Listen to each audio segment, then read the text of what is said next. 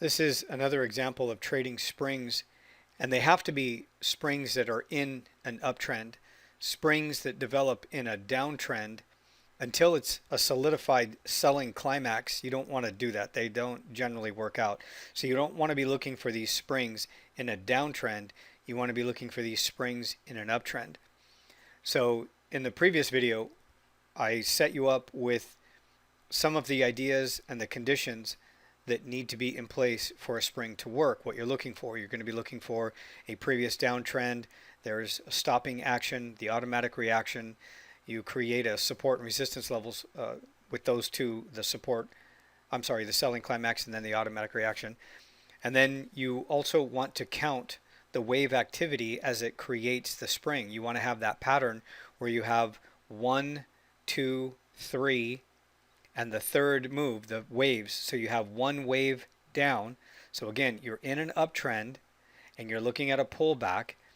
And what this turns out to be is an area of reaccumulation. Because if all of this starts at the lows, again, remember you have to look for a downtrend and then the stopping action, and then it creates the consolidation at the lows. It would be down here, just like in the previous video. Watch that video.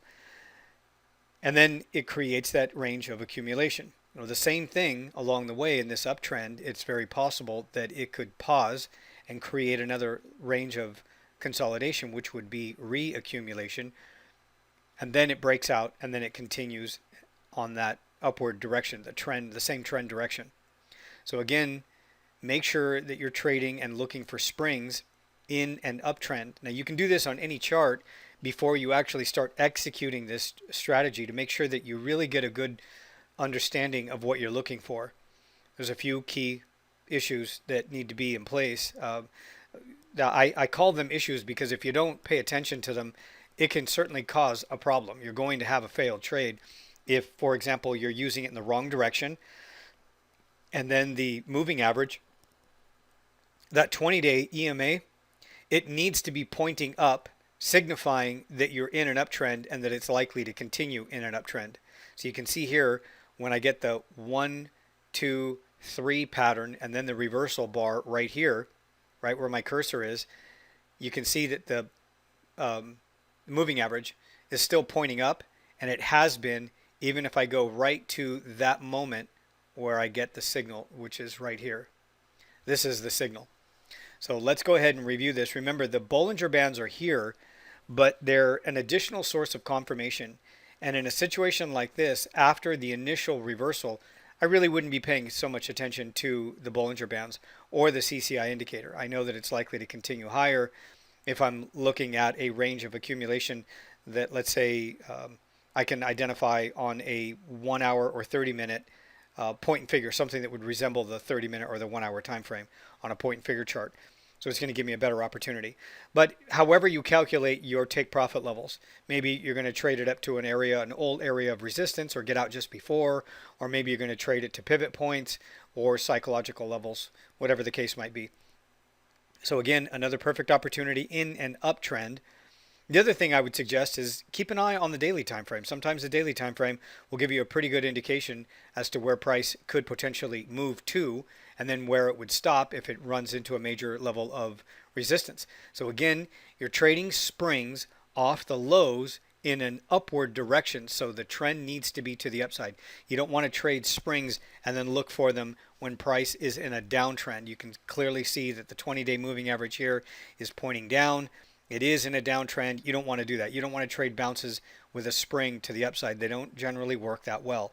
Everything clearly has to be in an uptrend in order for you to find 1 or 2 or 3 different locations where you could get perhaps a second trade entry or a third trade entry in a move like that. You can see that throughout this process there really aren't too many decent springs except for this one right here.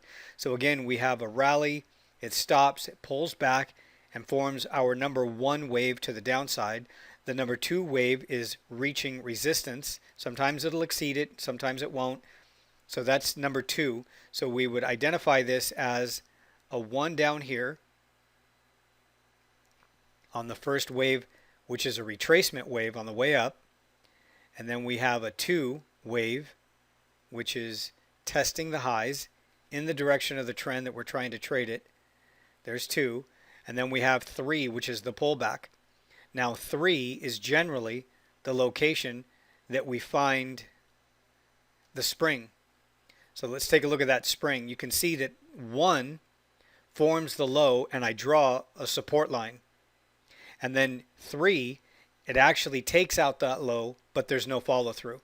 Now the fact that it's sitting right on top of that moving average is nice, but that doesn't always happen. But when it does happen, you can say to yourself, well, it looks like it's starting to set up a picture perfect opportunity here.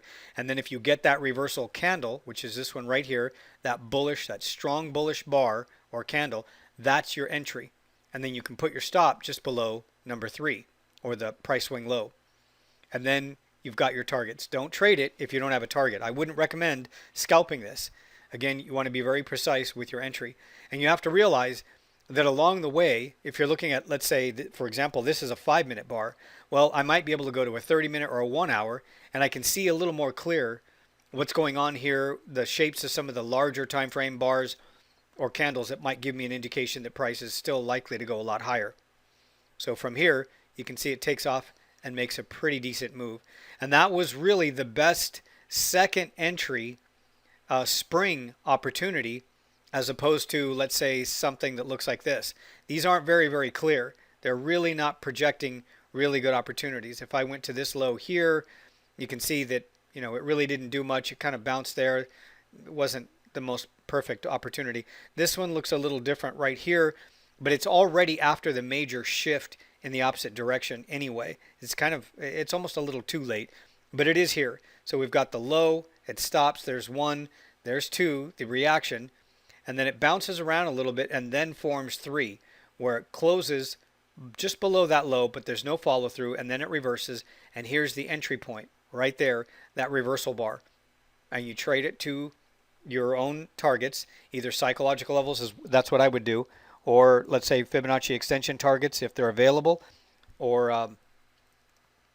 old highs and lows, support and resistance, something to that effect. So again, initially, we're going to use a template like this to trade reversals, but not like the springs. Sometimes the springs will set up at the low, and then I can use these indicators as an additional source of confirmation.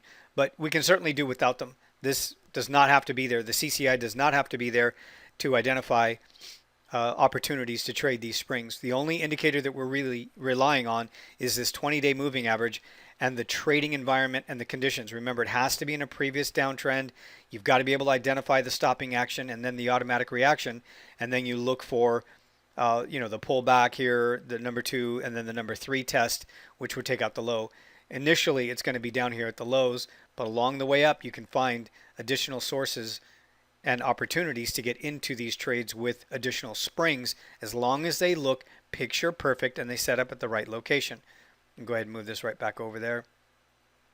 And this is exactly what we're trading off of.